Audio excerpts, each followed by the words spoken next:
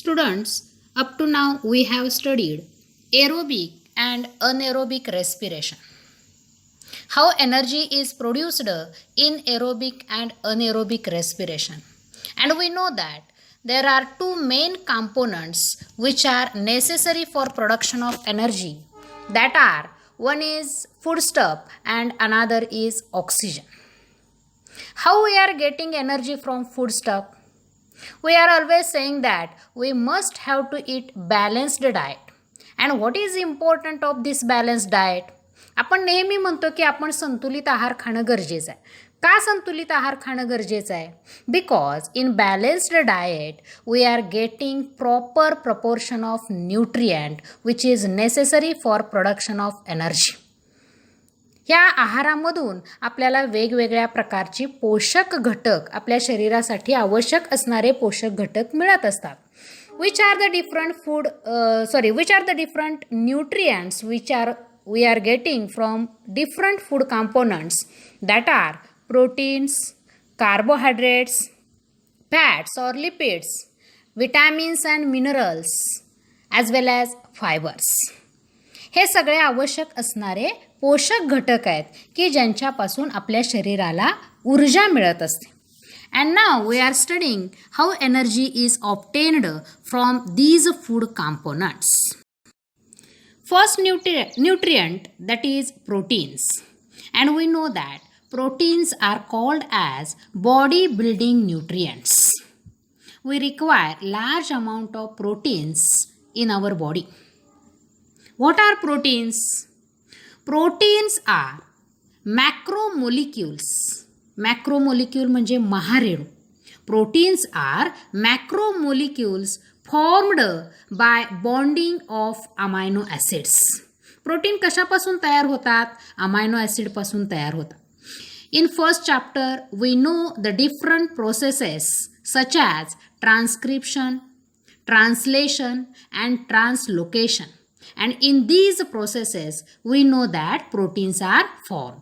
Protein हे कुणापासून तयार होत असतात? प्रथिनं ही अमायनो ॲसिडपासून तयार होत असतात आणि ह्या अमायनो ॲसिडचा महारेणू याला आपण म्हणतो proteins.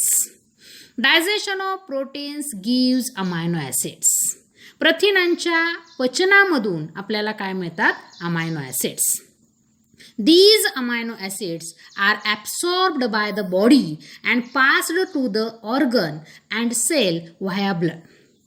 We know that the digested food is absorbed in the blood and that process is called as assimilation.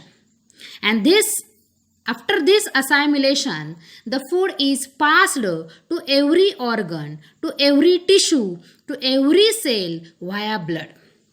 आपण जे खाल्लेलं अन्न असतं त्या अन्नाच्या पचनानंतर असायमिलेशन म्हणजे सात्मीकरणाची जी प्रक्रिया आहे या प्रक्रियेमध्ये रक्तामध्ये हे सगळं पचन झालेले पोषक घटक मिसळतात, विद्राव्य स्वरूपामध्ये मिसळतात आणि रक्तामधून पेशीपर्यंत अवयवापर्यंत हे सगळे घटक पोचवले जातात.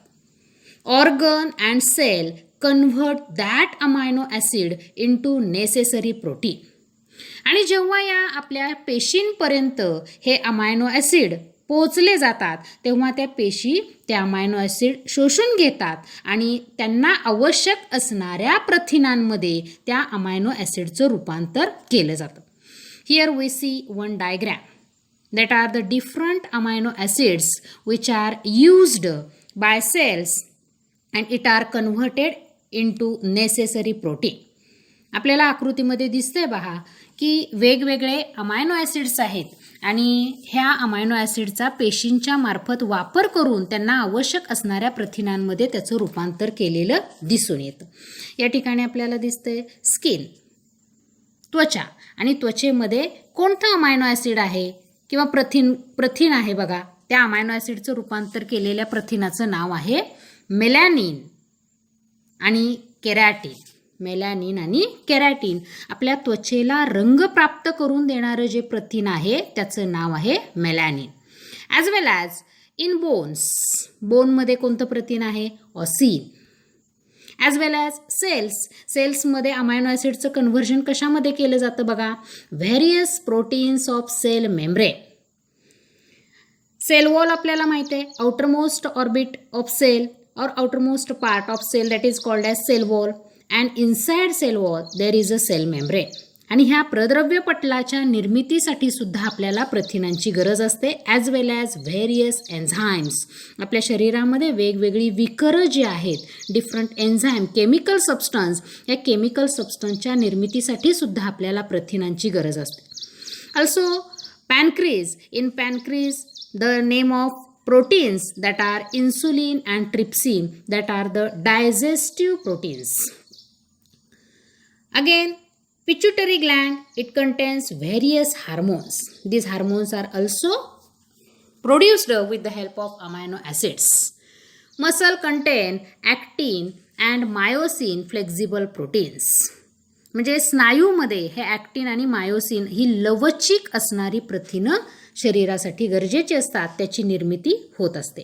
And blood contains haemoglobin and antibodies. These are also prepared or form using different amino acids. अशा पद्धतीनं आपल्या शरीरामध्ये प्रथिनांची गरज ही जास्त प्रमाणामध्ये असलेली आपल्याला दिसून येते. In short what we can say, आपण काय म्हणू शकतो बघा, our body uses protein to build and repair tissue. Already we know that proteins are called as body building nutrients. आपल्या शरीर बांधणीसाठी, त्याचबरोबर पेशींची किंवा ऊतींची रिपेअरिंग करण्यासाठी सुद्धा आपल्याला प्रथिनांची गरज असते. We also use protein to make enzymes, hormones and other body chemicals. आता कोणते एन्झाईम्स, हार्मोन्स आहेत हे आपण पुढे बघणार आहे. Protein is an important building block of bones. आपल्या हाडांच्या निर्मितीसाठी सुद्धा महत्त्वाचा घटक हा प्रथिन आहे, as well as muscles, cartilage, skin and blood. म्हणजे प्रथिन किती महत्त्वाचं आहे, प्रथिन आपल्या शरीरासाठी किती महत्त्वाचे आहेत या ठिकाणी आपल्याला लक्षात येतं. Protein is an important building block of bones, muscles, cartilage, skin and blood. आपल्या शरीरासाठी आवश्यक असणाऱ्या प्रत्येक घटकाच्या निर्मितीसाठी प्रथिन. Second nutrient which is necessary for energy production, that are lipids. Lipid त्याला आपण स्निग्ध पदार्थ असं म्हणतो. द सबस्टन्सेस, या ठिकाणी बघा, the substances formed by specific chemical bond between fatty acids and alcohols are called lipids. पुस्तकामध्ये या ओळीला अंडरलाईन करा. What are lipids? The substances formed by a specific chemical bond between fatty acids and alcohol that are called as lipids. म्हणजे काय? Fatty acid म्हणजे मेदाम्ल and alcohol, मेदाम्ल आणि अल्कोहोलचे रेणू यांच्यामध्ये केमिकल बॉन्ड, विशिष्ट रासायनिक बंधाने रासायनिक बंधानं जोडून तयार झालेला जो पदार्थ आहे त्या पदार्थाला आपण काय म्हणतो? लिपिड्स किंवा स्निग्ध पदार्थ. Digestion of lipids consumed by us is nothing but their conversion into fatty acids and alcohol. जसं प्रथिनं ही ॲमिनो ॲसिडपासून तयार होतात आणि प्रथिनांच्या डायजेशनपासून आपल्याला अमायनो ॲसिड्स मिळतात, तसं या लिपिडच्या डायजेशनमधून आपल्याला काय मिळणार आहे? Fatty acid and alcohol. कारण लिपिड कुणापासून तयार झाले? फॅटी ॲसिड आणि अल्कोहोल. त्यामुळे लिपिडचं डायजेशन झाले की आपल्याला काय मिळणार आहे? फॅटी ॲसिड आणि अल्कोहोल. त्यामुळे आपण लिपिड स्निग्ध पदार्थ खाल्ल्यानंतर त्याच्यापासून आपल्याला फॅटी ॲसिड आणि अल्कोहोल, मेदाम्ल आणि अल्कोहोल आपल्याला मिळणार आहे. Fatty acids are absorbed up and distributed everywhere within the body. मग या मेदाम्ल आणि अल्कोहोलमधले मेदाम्ले जे असतात ते आपल्या शरीरामध्ये शोषून घेतली जातात आणि शरीरात सर्वत्र पोहोचवली जातात. From those fatty acids different cell produce various substances necessary to themselves. आणि हे जे फॅटी ॲसिड आपल्या रक्तामध्ये शोषून घेतलेलं आहे ते पेशींपर्यंत जाऊन पोचतं आणि पेशींना आवश्यक असणारे पदार्थ पेशी या पदार्थापासून, फॅटी ॲसिडपासून तयार करतात. For example the molecule called phospholipid. The molecule called phospholipids, which are essential for producing plasma membrane, are formed from fatty acids. म्हणजे काय की प्लाझ्मा मेम्ब्रेन आपल्या पेशीचं प्रद्रव्य पटल, सेल वॉलच्या आतमध्ये असणारं जे प्रद्रव्य पटल आहे, या प्रद्रव्य पटलाच्या निर्मितीसाठी आपल्याला एका लिपिडची, कोणत्या लिपिडची, फॉस्फोलिपिड नावाचा जो काही रेणू आहे याची आवश्यकता असते आणि हे प्रद्रव्य पटल या फॉस्फोलिपिड नावाच्या रेणूपासून तयार केलं जातं. बिसाइड्स फॅटी ॲसिड्स, या ठिकाणी बघा, besides fatty acids are used for producing hormones like progesterone, oestrogen, testosterone, aldosterone etcetera. मगाशीच मी सांगितलं होतं डिफरंट हार्मोन्स, डिफरंट एन्झाईम्स यांच्या निर्मितीसाठी सुद्धा आपल्याला प्रथिनांप्रमाणेच लिपिडची सुद्धा गरज असते. Which are the different hormones, कोणती संप्रेरक आहेत बघा त्याच्यासाठी आपल्याला लिपिडची गरज असते. One is progesterone, second estrogen, third one is testosterone and fourth one is aldosterone. अशी संप्रेरक तयार करण्यासाठी सुद्धा आपल्याला लिपिडची गरज असते.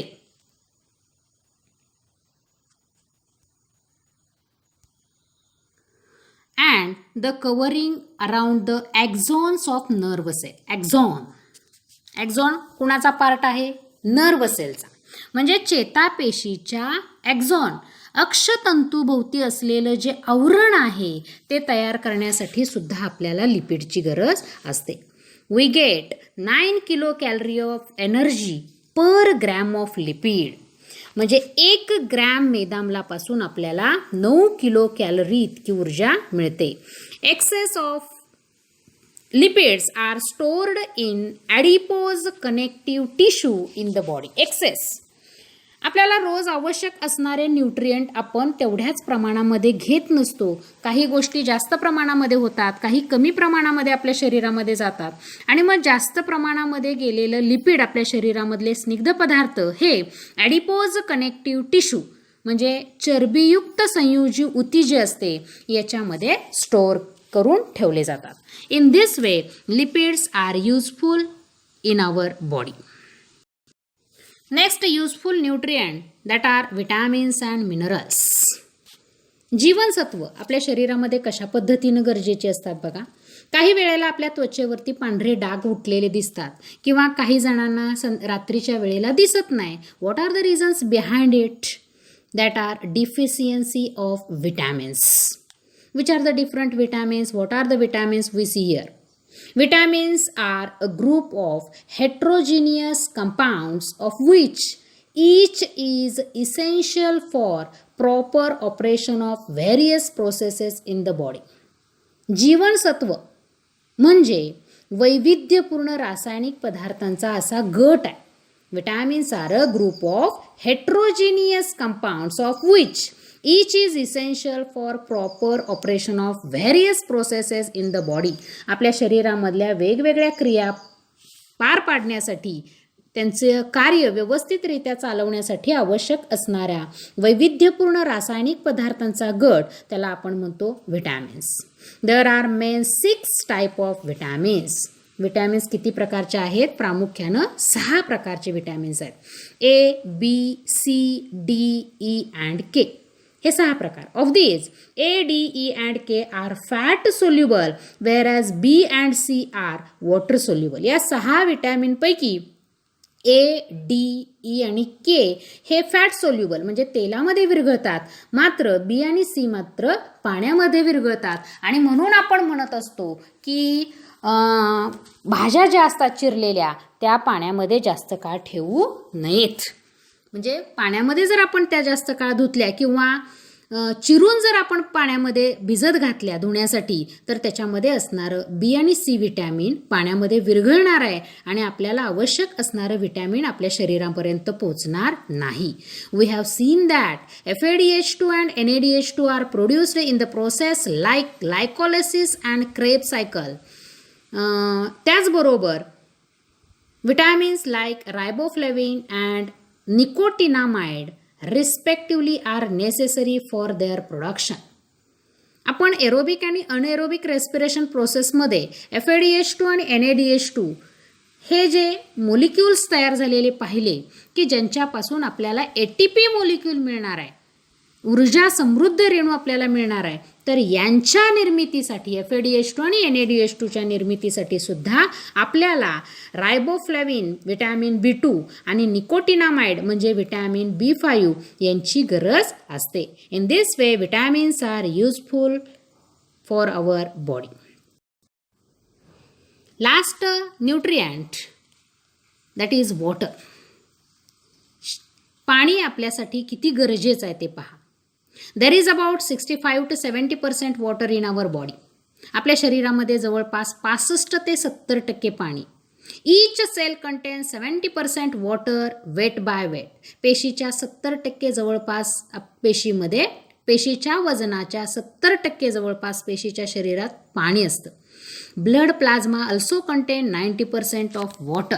प्लाझ्मा जो आहे आपल्या शरीरामधला, आता आपण कोरोनाच्या कालावधीमध्ये म्हणतोय ब्लड प्लाझ्मा डोनेशन ही प्रक्रिया चालू आहे किंवा लोकांना आवाहन केलं जातं की ब्लड प्लाझ्मा डोनेट करा, तर या प्लाझ्मामध्ये सुद्धा जवळपास 90% पाणी आहे. Functioning of cells and thereby whole body disturb even if there is a little loss of water from the body. बघा, उन्हाळ्यामध्ये आपल्या शरीरामधलं पाणी कमी झालं किंवा जास्त आपल्याकडून कार्य केलं आणि पाणी जर आपल्या शरीरामधलं कमी झालं तर आपल्याला थकवा जाणवतो.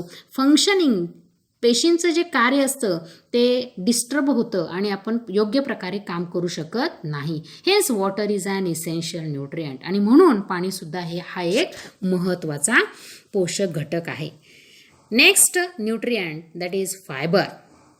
Even though fiber is not digested in our body, but there is very important value for fiber in our body.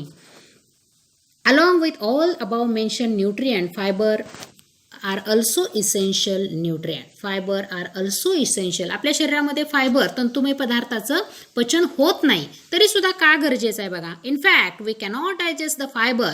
However, they help in the digestion of other substances and egestion of undigested substance. Egestion म्हणजे आपल्या शरीरामधली विष्ठा excretion प्रक्रियेमध्ये जी बाहेर पडते त्या विष्ठा निर्मितीसाठी फायबरची अतिशय महत्त्वाची गरज असते. We obtain the fiber from leafy vegetable, fruits, cereals, etc. आणि हे फायबर आपल्याला कुठून मिळतं तर पालेभाज्यांमधून किंवा फळांच्या सालीमधून आणि सिरल्स, उसळी चवळी जे असतात याच्यामधून आपल्याला हे फायबर मिळतं. In this way proteins, lipids, vitamins and minerals, water and fibre, these are the nutrients which are essential for our body and which produce energy after digestion. Here we see notes about lipids.